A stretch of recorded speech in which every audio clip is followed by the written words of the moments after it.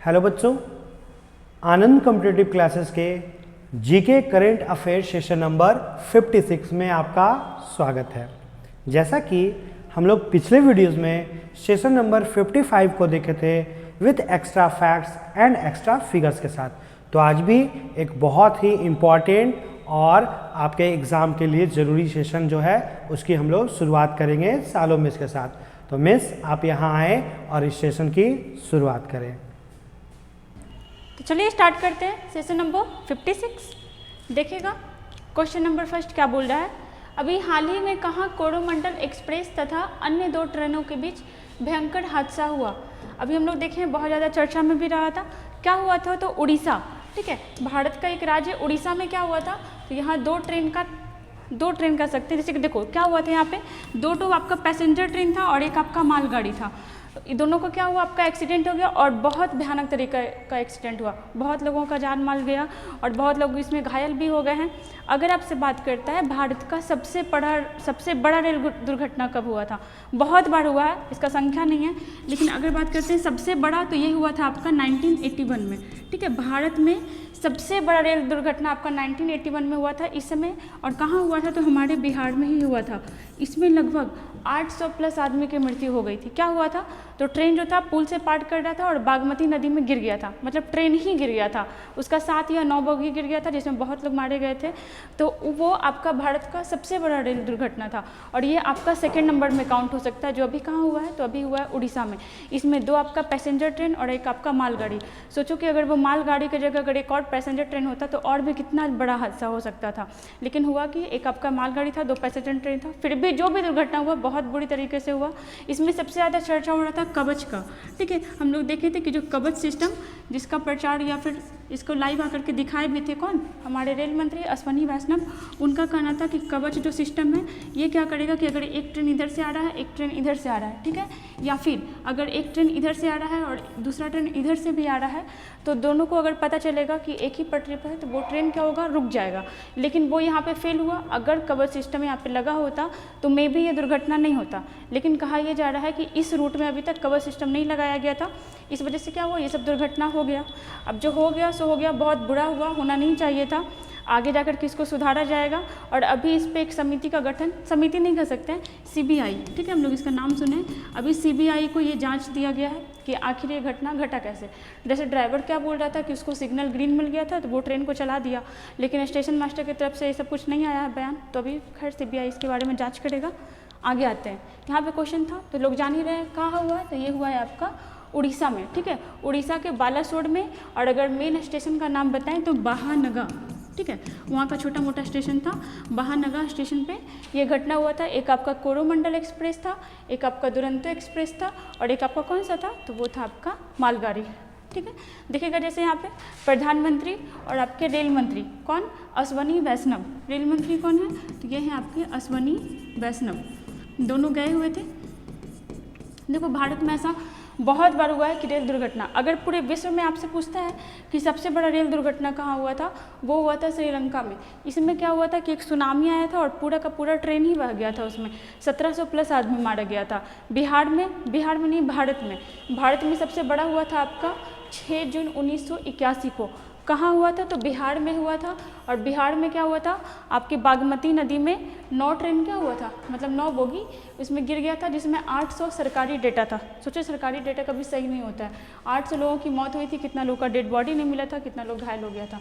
और देखो 2 बार ऐसा हुआ, जैसे इस बार भी बहुत लोग चर्चा कर रहा था कि अश्विनी वैष्णव को अपना इस्तीफा दे देना चाहिए, क्योंकि रेल मंत्री के होते हुए इतना बड़ा दुर्घटना हो गया। ऐसा दो मतलब मंत्री किए हैं। एक तो सबसे पहले लाल बहादुर शास्त्री, ठीक है, ये भी जब रेल मंत्री रहे थे तो बहुत बड़ा सा दुर्घटना हो गया था, ये अपना इस्तीफा दे दिए थे। और एक बार नीतीश कुमार जो अभी बिहार के मुख्यमंत्री हैं, ये भी कभी रेल मंत्री रहे थे और इनके टाइम पीरियड में भी आपका रेल दुर्घटना हो गया था। तो अभी तक 2 मंत्री ऐसे रहे हैं जो रेल दुर्घटना होने के बाद क्या किए हैं, तो आपका अपना इस्तीफा दे दिए। ठीक है, याद रखिएगा इतना। इसका आंसर क्या हो जाएगा, इसका हो जाएगा उड़ीसा। अगर उड़ीसा को देखते हैं तो आपका जो पुरुष हॉकी विश्व कप हुआ था इस बार 2023 में कहाँ हुआ था, उड़ीसा में ही हुआ था। यहाँ और भी क्या मिला था, तो सोना का भंडार। ठीक है, उड़ीसा के 3 जिले में क्या मिला था, सोना का भंडार। बात करते हैं छत्तीसगढ़, तो ये किससे अलग हुआ था, ये अलग हुआ था आपका मध्य प्रदेश से, ठीक है। और अगर देखते हैं तो देखो कर्नाटक, भारत में सबसे ज़्यादा सोना कहाँ मिलता है, तो कर्नाटक में, और कर्नाटक में भी कहाँ, तो कोलार गोल्ड फील्ड में, ठीक है। KGF मूवी आया था ना, उसमें सोना के बारे में दिखाया था। और अभी उड़ीसा, उड़ीसा के CM कौन है, तो ये हो जाएंगे आपके नवीन पटनायक, ठीक है। आगे आना, देखिएगा किस बैंक ने 100 डेज 100 पे अभियान शुरू किया है, मतलब क्या हुआ। अब देखो नॉर्मली हम लोग जानते हैं कि RBI बैंक में हम और आप जाकर के वहाँ पे अपना अकाउंट नहीं खुलवा सकते हैं, वहाँ पे और भी कमर्शियल बैंक जो होता है और भी नॉर्मल बैंक जो होता है वो RBI से लोन लेता है, उसके पास पैसा रखता है। यहाँ पे क्या अभियान का क्या नाम है, 100 डेज 100 पे अभियान, ये आपका चालू किया है RBI। कौन सा बैंक चालू करवाया है, RBI मतलब रिजर्व बैंक ऑफ इंडिया। अब देखो ये क्या बोल रहा है, यहाँ पे देखिएगा RBI 1 जून को, देखिएगा यहाँ पे 1 जून को 100 डेज 100 पे अभियान शुरू किया है। इसका मकसद बैंकों में पड़े top 100 unclaimed deposit. Unclaimed deposit क्या हुआ, मतलब ऐसा पैसा जिसको कोई बोल ही नहीं रहा है कि ये मेरा पैसा है, मतलब ऐसा पैसा जिसको कोई बता ही नहीं रहा है कि मेरा पैसा है। अनक्लेम्ड डिपॉजिट का पता लगाना है और उसे सेटल करना है। इसके दायरे में 100 जिलों के हर बैंक आएंगे। इस कैंपेन से केंद्रीय बैंक की अनक्लेम्ड डिपॉजिट में कमी लाने की कोशिशों को मदद मिलेगी। हुआ क्या है कि RBI के पास इतना सारा पैसा जमा हो गया है और वो पता ही नहीं चल रहा है कि वो पैसा है किसका। ये एक अभियान चलाया है और ये क्या बोला है, और भी अदर बैंक को कि जिसका भी पैसा है उसको वो पैसा लौटाओ। और अभियान कौन सा है इसके तहत, तो अभियान है आपका 100 डेज 100 पे, ठीक है। आप इतना याद रखना कि 100 डेज 100 पे अभियान किसका है, तो ये है आपका RBI का, ठीक है। अगर RBI के बारे में देखें, हम लोग बहुत बार देखे हुए हैं, फुल फॉर्म क्या हो जाएगा इसका, रिजर्व बैंक ऑफ इंडिया, ठीक है, रिजर्व बैंक ऑफ इंडिया। इसका स्थापना कैसे हुआ, तो RBI एक्ट 1934 से, ठीक है। लेकिन अगर आपसे पूछता है किस समिति की सिफारिश पे हुआ, तो ये हो जाएगा आपका यंग हिल्टन समिति, यंग हिल्टन कमेटी बोलो या समिति बोलो, ठीक है। यंग हिल्टन कमेटी की सिफारिश पे RBI बैंक का स्थापना किया गया। कब हुआ था, तो हुआ था आपका 1 अप्रैल 1935 को, ठीक है। लेकिन हुआ क्या था कि इस समय इसका मुख्यालय कहाँ था, देखो अगर आप देखोगे तो अंग्रेज के टाइम पीरियड में जो कुछ भी बड़ा बनाया गया था ना, सबका मुख्यालय कलकत्ता ही मिलेगा, क्योंकि उसका राजधानी कहाँ था, कलकत्ता ही था 1911 से पहले। उसके बाद फिर क्या हुआ, 1937 में इसका मुख्यालय कहाँ बना दिया गया, मुंबई, और अभी तक कहाँ है, अभी भी आपका मुंबई में ही है। उसके बाद फिर आपका 1949 को, ठीक है, 1949 को क्या हो गया, इसका राष्ट्रीयकरण कर दिया गया। मतलब अब ये किसके पास चला गया, अब ये सरकार के हाथों में चला गया। पहले ये आपका प्राइवेट बैंक था। अगर बात करते हैं इसके पहले गवर्नर, ठीक है, एकदम से पहले, तो ये हो जाएगा ऑसबोर्न स्मिथ। और लेकिन अगर पहले भारतीय गवर्नर के बारे में बात करते हैं तो हो जाएगा CD देशमुख। कौन से, तो ये हो जाएगा आपका CD देशमुख। और ये पहले भारतीय गवर्नर थे। और इनके बारे में हम लोग देखें कि मुंबई का चर्च गेट, इसका नाम किस नाम पे रख दिया जाएगा, तो CD देशमुख के नाम पे रख दिया गया है, ठीक है। और अगर देखते हैं तो अभी कौन है, अभी हैं आपके शक्तिकांत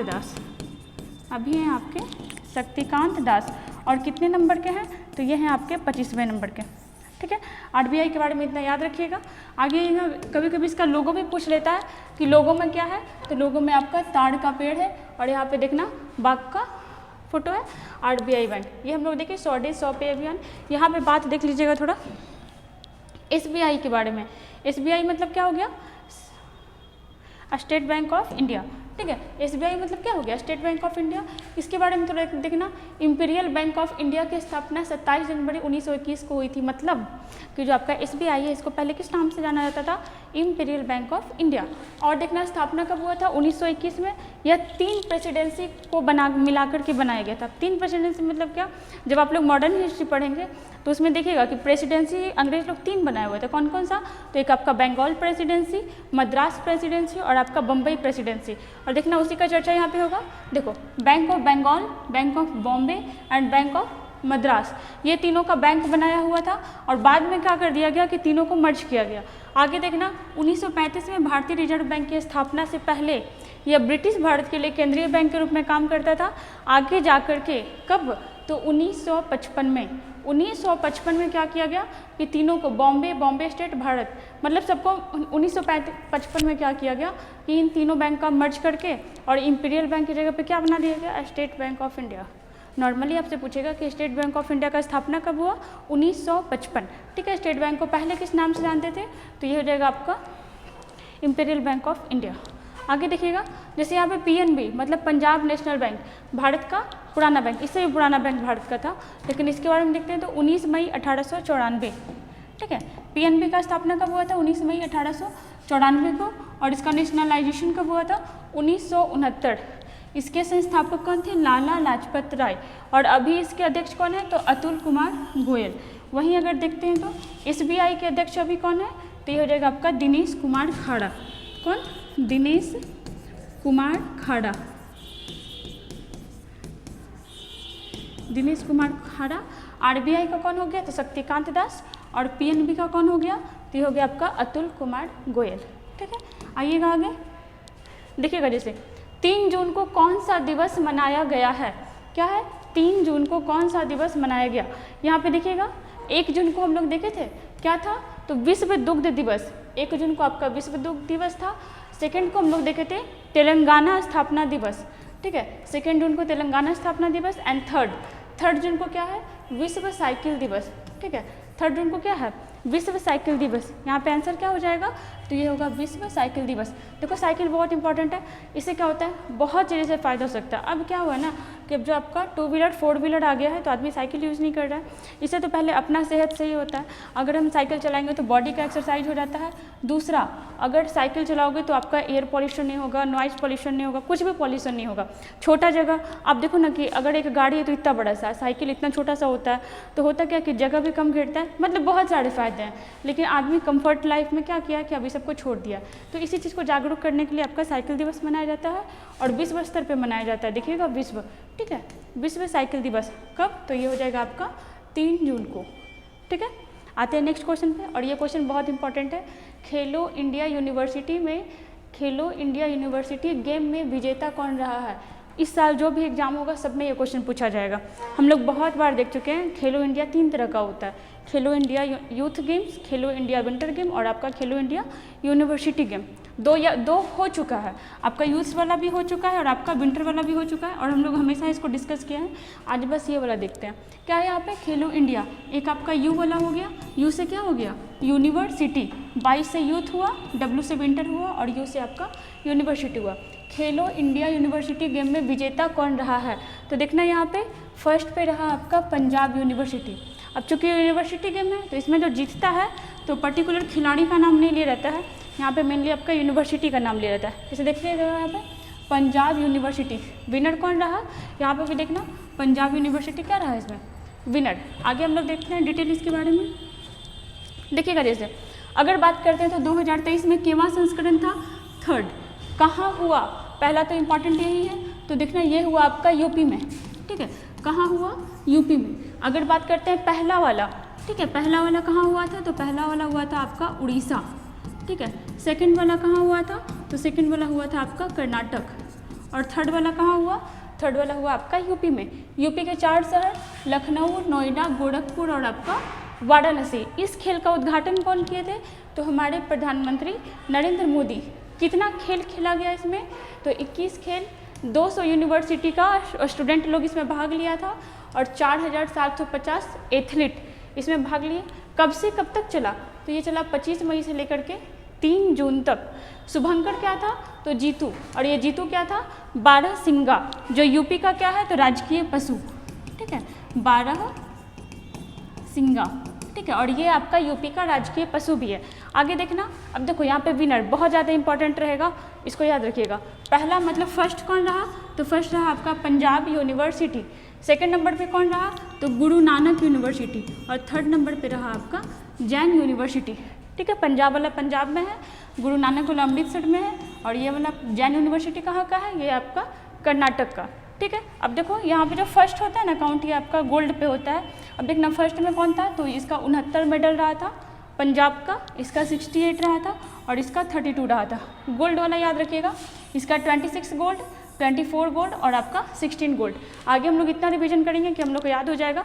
आगे देखिएगा, देखो एक चीज़ और याद रखना कि अगर बात करते हैं सबसे पहले वाले में, ठीक है, सबसे पहले वाले में कौन विनर रहा था, तो उड़ीसा वाला में रहा था आपका पंजाब यूनिवर्सिटी, ठीक है, और आपका कर्नाटक वाला में कौन रहा था, तो इसमें रहा था जैन यूनिवर्सिटी। और अभी कौन फर्स्ट रहा, तो अभी आपका फिर से पंजाब यूनिवर्सिटी ही फर्स्ट रहा। आगे देखना, सबसे सफल एथलीट, ठीक है, सबसे सफल एथलीट को किसको अवार्ड दिया गया, तो शिव श्रीधर को, जो आपके तैराक थे और यह कहाँ के थे, तो जैन यूनिवर्सिटी के, ठीक है, और ये 8 गोल्ड मेडल जीते हैं। वहीं बात करते हैं सबसे सफल एथलीट महिला में, मतलब फीमेल में, तो ये हो जाएगा श्रृंगी बानकर, ठीक है, ये भी आपकी तैराक ही है और कितना मेडल जीती है, तो 5 गोल्ड मेडल जीती है, ठीक है, और ये कहाँ की है, तो ये आपके कर्नाटक यूनिवर्सिटी की है। आगे आइएगा, देखिएगा क्वेश्चन नंबर 5, जेब्रोनिक्स टीवी का ब्रांड एम्बेसडर किसे बनाया गया है, किसे बनाया गया है, तो ये हो जाएगा आपका option number A, Hrithik Roshan. आप इसमें बस इतना याद रखिएगा कि जेब्रोनिक्स टीवी का ब्रांड एम्बेसडर किसको बनाया गया, ऋतिक रोशन। यहाँ पे और भी ऑप्शन को देखिएगा, जैसे आलिया भट्ट, आर माधवन, मौनी रॉय, कनेक्ट करिएगा। हम लोग अभी 2-3 दिन पहले ही देखे थे, एक आपका फंक्शन हुआ था भारत में आईफा, ठीक है, आईफा अवार्ड फंक्शन, आईफा, और ये कहाँ का है, तो ये है हमारा भारत का, जैसे हम लोग पिछले बार भी चर्चा किए थे। अगर बात करते हैं बाफ्टा, ठीक है, ये आपका मूवी में ही देने वाला अवार्ड है। बाफ्टा आपका ब्रिटेन के सरकार के द्वारा दिया जाता है। वहीं ऑस्कर देखिएगा, तो ऑस्कर आपका यूएसए के द्वारा दिया जाता है। कांस जो है ये आपका किसके द्वारा, तो ये फ्रांस के द्वारा दिया जाता है। और वहीं अगर बात करते हैं आईफा, तो आईफा इंटरनेशनल लेवल पे इंडिया के द्वारा दिया जाता है। आईफा अवार्ड स्टार्ट कब हुआ था, तो 2000 ईस्वी में, ठीक है, इस बार कितना संस्करण है, 23वां, और इसका आयोजन है भारत का इंटरनेशनल लेवल का, और इसका आयोजन कहाँ हुआ था, तो अबू धाबी, ठीक है, अबू धाबी जो कहाँ का बहुत बड़ा सा शहर है, तो यूएई का। इसको होस्ट कौन किया था, तो देखिएगा होस्ट हम लोग देखे थे कौन किया था, तो ये किया था आपका विकी कौशल और एक आपका अभिषेक बच्चन, ठीक है, अभिषेक बच्चन। और अगर देखते हैं इसमें, तो बेस्ट एक्टर का अवार्ड किसको मिला था, तो ये मिला था ऋतिक रोशन को ही, ठीक है, बेस्ट एक्टर, तो ये मिला था आपका ऋतिक रोशन को। और किस मूवी के लिए, तो मूवी का नाम था विक्रम बेधा, ठीक है, किस मूवी के लिए, विक्रम बेधा मूवी के लिए, ठीक है। वहीं अगर एक्ट्रेस के बारे में बात करते हैं, तो एक्ट्रेस हो जाएगी आलिया भट्ट, ठीक है, एक्ट्रेस यहाँ पे हो जाएगी आलिया भट्ट। और किस मूवी के लिए, तो ये हो जाएगा आपका गंगूबाई के लिए, ठीक है, गंगूबाई के लिए। बेस्ट मूवी का अवार्ड, तो मूवी में मिला था आपका दृश्यम 2, ठीक है, दृश्यम 2 जो किसके द्वारा डायरेक्ट किया गया था, तो अभिषेक पाठक, ठीक है, अभिषेक पाठक। लेकिन अगर बात करते हैं कि बेस्ट डायरेक्टर का अवार्ड किसको मिला था, तो ये मिला था आपका आर माधवन को, ठीक है, बेस्ट डायरेक्टर का अवार्ड आर माधवन को मिला था। और किस मूवी के लिए, तो रॉकेट्री के लिए, किस मूवी के लिए, रॉकेट्री, ठीक है, क्या हो जाएगा, रॉकेट्री। और अगर देखते हैं तो बेस्ट मतलब हेल्पर एक्ट्रेस, तो मौनी रॉय हो जाएगी। और अगर बेस्ट हेल्पर एक्टर के बारे में देखते हैं तो अनिल कपूर, ठीक है। आगे आते हैं, क्वेश्चन नंबर 5 कंप्लीट हुआ। देखिएगा क्वेश्चन नंबर 6, विश्व मौसम विज्ञान संगठन की पहली महिला महासचिव कौन बनाई गई है। अब देखो पहली है और महिला में, तो पहले तो आपको करंट से इंपॉर्टेंट है, दूसरा आपका ये स्टैटिक भी बन गया। बात क्या कर रहा है, विश्व मौसम विज्ञान संगठन, इसका स्थापना कब हुआ था, तो स्थापना हुआ था 1950 में। मुख्यालय जिनेवा, और जिनेवा कहाँ है, तो ये है आपका स्विट्जरलैंड में। कहाँ, तो ये है आपका स्विट्जरलैंड में। और मेंबर कंट्री कितना है, 193, मेंबर कंट्री 193। यहाँ पे आंसर क्या हो जाएगा, तो ये हो जाएगा सेलेस्ट सोलो, ठीक है, सेलेस्ट सोलो, जिनको विश्व मौसम विज्ञान संगठन का अभी क्या बनाया गया, महासचिव। यहाँ पे ऑप्शन देखना, सोमा मंडल, ये आपकी सेल, ठीक है, सेल की पहली महिला अध्यक्ष है, सेल की पहली महिला अध्यक्ष। वहीं देखिएगा एंटोनियो गुटारेस, ये कौन है, तो ये अभी यूएनओ, ठीक है, यूनाइटेड ऑर्गेनाइजेशन, ठीक है, यूनाइटेड नेशन ऑर्गेनाइजेशन, इसके अध्यक्ष कौन है, तो ये हैं आपके एंटोनियो गुटारेस। और कहाँ के हैं, तो ये हैं आपके पुर्तगाल के, ठीक है, पुर्तगाल के। वहीं बात करते हैं JNU, ठीक है, JNU जवाहरलाल नेहरू यूनिवर्सिटी, इसकी पहली महिला अध्यक्ष कौन है, तो ये हो जाएगा आपका शांति श्री धूलीपड़ी, ठीक है, शांति श्री धूलीपड़ी। वहीं बात करते हैं WTO, इसकी पहली महिला अध्यक्ष तो हो जाएगा नागोजी ओंकाजा इवेला, ठीक है, नागोजी ओंकाजा इबेला। और एक देखिएगा सेबी, ठीक है, जो स्टॉक मार्केट से संबंधित होता है, सेबी। सेबी की पहली महिला अध्यक्ष कौन है?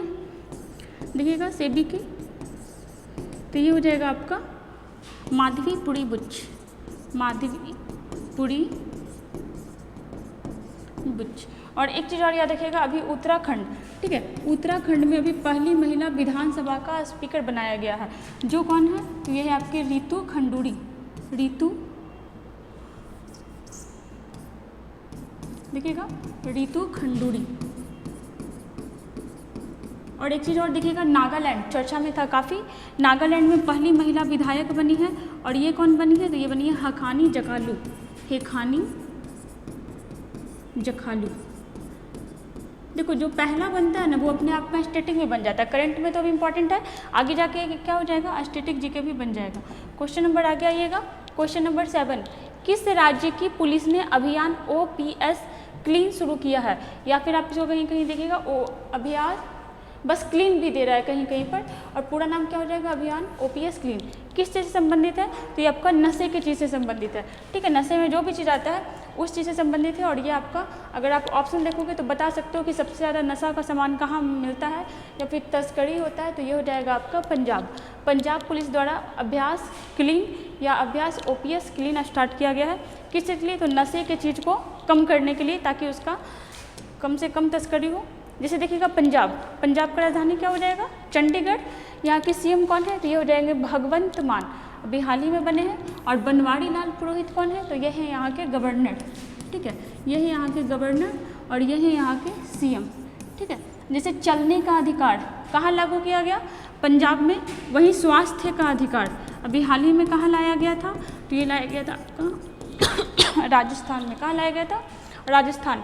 स्कूल ऑफ एमिनेंस योजना है, कहाँ लागू किया गया? पंजाब में। और लोक मिलनी योजना, मतलब सप्ताह के एक दिन क्या होगा कि आम नागरिकों से CM मिलेंगे, और ये योजना कहाँ लाया गया? लोक मिलनी योजना। हम लोग देखे थे किस स्कूल में, किस देश के पब्लिक स्कूल में पंजाबी भाषा को मान्यता दिया गया है? ये भी हम लोग देखे थे ऑस्ट्रेलिया, ठीक है।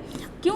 क्योंकि ऑस्ट्रेलिया में पंजाबियों की संख्या बहुत ज़्यादा है, तो ऑस्ट्रेलिया के पब्लिक स्कूल में पंजाबी लैंग्वेज को क्या कर दिया गया? मैंडेटरी कर दिया गया, ठीक है। आगे आइएगा, जैसे देखिएगा, किस हिंसाग्रस्त राज्य में सुरक्षा बलों ने 40 लोगों का इनकाउंटर कर दिया? अभी देखो, अगर ऑप्शन देखोगे पकड़ सकते हो। अभी कहाँ बहुत ज़्यादा हिंसा हो रहा है? ये हो रहा है मणिपुर में, ठीक है। मणिपुर की राजधानी इम्फाल। मणिपुर में क्या हुआ कि मैतेई समुदाय, ठीक है, एक जनजाति है वहाँ की, कहीं आप देखना मैती मिलेगा या फिर कहीं मैतेई मिलेगा, ठीक है। इस समुदाय को क्या हो रहा है? ये अनुसूचित जनजाति में शामिल होना चाहता है और बहुत लोग इसका विरोध कर रहा है, इसीलिए वहाँ पे बहुत ज़्यादा हिंसा भड़का हुआ है। अभी इसके लिए कमेटी भी बनाया गया है, आगे हम लोग देखेंगे नेक्स्ट वाले सेशन में। इसके लिए कमेटी बनाया गया है कि आखिर इसका सॉल्यूशन कैसे निकाला जाए। अभी क्या हुआ, यहाँ पे 40 लोगों का, ऐसा नहीं है कि आम आदमी का एनकाउंटर कर दिया गया, मतलब वही जो आपके वहाँ पे हिंसा भड़का रहे थे उन लोग में से 40 लोगों का क्या कर दिया गया? इनकाउंटर। बात करते हैं मणिपुर के बारे में, तो यहाँ का कैपिटल क्या हो जाएगा? तो ये हो जाएगा आपका इम्फाल, इम्फाल, ठीक है। CM के बारे में देखते हैं, तो CM कौन हो जाएंगे? तो ये हो जाएंगे N बीरेन सिंह, N बीरेन सिंह, ठीक है। और अगर गवर्नर के बारे में बात करते हैं तो ये हो जाएगी अनुसुईया उइके, अनुसुईया उइके, ठीक है। पूरे भारत में सिर्फ और सिर्फ एक ही तैरता हुआ राष्ट्रीय उद्यान कहाँ है? तो ये है आपका मणिपुर में, ठीक है, तैरता हुआ नेशनल पार्क। अब देखो, तैरता हुआ नेशनल पार्क कैसे रहेगा? भले ही पार्क कैसे कोई भी तैर सकता है, मतलब हुआ क्या है ना कि पानी में ही आपका छोटा छोटा पेड़ मतलब पौधा टाइप का बन गया, कुछ कुछ पौधा जो आपका पानी में होता है इस टाइप का बना हुआ है, और इसको नेशनल पार्क का संज्ञा दे दिया गया है। पूरे भारत में एकमात्र तैरता हुआ नेशनल पार्क कहाँ है? यह आपका मणिपुर में, और इसका नाम क्या है? तो किबुल लामजाओ, ठीक है, किबुल लामजाओ, और ये है कहाँ? तो मणिपुर में, ठीक है। और अगर मणिपुर के बारे में देखते हैं तो गान नगाई उत्सव, जैसे देखिएगा यहाँ पे गान नगाई उत्सव, ये कहाँ का है? तो ये भी है आपका मणिपुर का ही गान नगाई उत्सव, ठीक है। याद रखिएगा इतना। देखिएगा यहाँ पूरा दंगा, बहुत ज़्यादा भी यहाँ दंगा भड़का हुआ है। आगे आइएगा, क्वेश्चन नंबर 9, NTR ए पॉलिटिकल बायोग्राफी पुस्तक किसके द्वारा लिखा गया है? बायोग्राफी और ऑटोबायोग्राफी क्या अंतर होता है? तो बायोग्राफी मतलब किसी का भी कोई और लिख दिया, मान लो यही है तो इनके बारे में अगर कोई और लिखा है तो वो बायोग्राफी कहलाएगा, अगर ये अपने बारे में खुद लिखे होते तो वो क्या कहलाता? ऑटोबायोग्राफी। और अभी CM कौन? तो तमिलनाडु के MK स्टालिन, ठीक है, MK स्टालिन द्वारा एक ऑटोबायोग्राफी लिखा गया था, बहुत बार चर्चा किया गया है। उस बुक का नाम क्या है आप लोग बताइएगा कमेंट बॉक्स में, ठीक है। यहाँ पे आइएगा तो ये जो आपका ऑटोबायोग्राफी है जिसका नाम क्या है? NTAR पॉलिटिकल, किसके द्वारा लिखा गया? तो ये लिखा गया है रामचंद्र मूर्ति कोंडुयाटला द्वारा। यहाँ पे देखिएगा जैसे ए पॉलिटिकल बायोग्राफी NTR किसके द्वारा लिखा गया? तो रामचंद्र मूर्ति, इतना याद रखना। अभी देखना गुलाम नबी आज़ाद चर्चा में रहे थे, इनका भी ऑटोबायोग्राफी आया था और उसका नाम क्या था? उसका नाम था आज़ाद, ठीक है, उसका क्या नाम था? आज़ाद। आगे आते हैं, क्वेश्चन नंबर 10 देखिएगा, इंपॉर्टेंट है, इसको स्टेटिक के तौर पे ही याद रखिएगा। केंद्रीय सतर्कता आयुक्त कौन बने हैं? अब इनका क्या काम होता है? तो बस वही सरकार क्या काम कर रहा है नहीं कर रहा है, भ्रष्टाचार को रोकने का इन्हीं का काम होता है। केंद्रीय सतर्कता आयुक्त कौन बने हैं? तो ये बने हैं आपके प्रवीण कुमार श्रीवास्तव, ठीक है। कौन बने हैं? प्रवीण कुमार श्रीवास्तव। और भी ऑप्शन को देखिएगा, BVR सुब्रमण्यम कौन है? तो नीति आयोग के चौथे CEO, ठीक है, नीति आयोग के चौथे CEO, ठीक है। और देखना जैसे अगर बात करते हैं नीति आयोग के, ये तो CEO हो गए ना, अगर नीति आयोग के उपाध्यक्ष के बारे में बात करते हैं तो क्या हो जाएंगे? सुमन बेरी, ठीक है, सुमन के बेरी। और अगर बात करते हैं नीति आयोग के अध्यक्ष के बारे में तो एक चीज़ याद रखना कि जो नीति आयोग होता है ना, इसका हमेशा अध्यक्ष कौन होता है? प्रधानमंत्री। कौन होता है अध्यक्ष? प्रधानमंत्री। तो यहाँ पे कौन हो जाएंगे? नरेंद्र मोदी, ठीक है। आगे आइएगा, अगर बात करते हैं S सोमनाथ, ये कौन है? तो इसरो, ठीक है, भारत का जो अंतरिक्ष एजेंसी है इसरो, इसरो के अध्यक्ष कौन है? तो ये है आपके S सोमनाथ। बात करते हैं इसरो के बारे में, स्थापना कब हुआ था? तो ये हुआ था आपका 15 अगस्त 1969। मुख्यालय कहाँ है? तो ये है आपका बेंगलुरु में, ठीक है, मुख्यालय बेंगलुरु में। और अध्यक्ष आपके S सोमनाथ कितने नंबर के हैं? तो ये हैं आपके 10वें नंबर के। वहीं आइएगा समीर V कामत, ठीक है, ये किस चीज़ के अध्यक्ष हैं? तो DRDO के अध्यक्ष हैं। और इसका स्थापना कब हुआ था? तो 1958 में, ठीक है। और इसका मुख्यालय कहाँ है? तो मुख्यालय है आपका नई दिल्ली, ठीक है। और इसके अध्यक्ष कौन है? तो इसके अध्यक्ष हो जाएंगे आपके समीर V कामत, ठीक है। यहाँ पे 10 क्वेश्चन कंप्लीट हुआ हम लोग का। ऐसा ही हमारे साथ बने रहिए।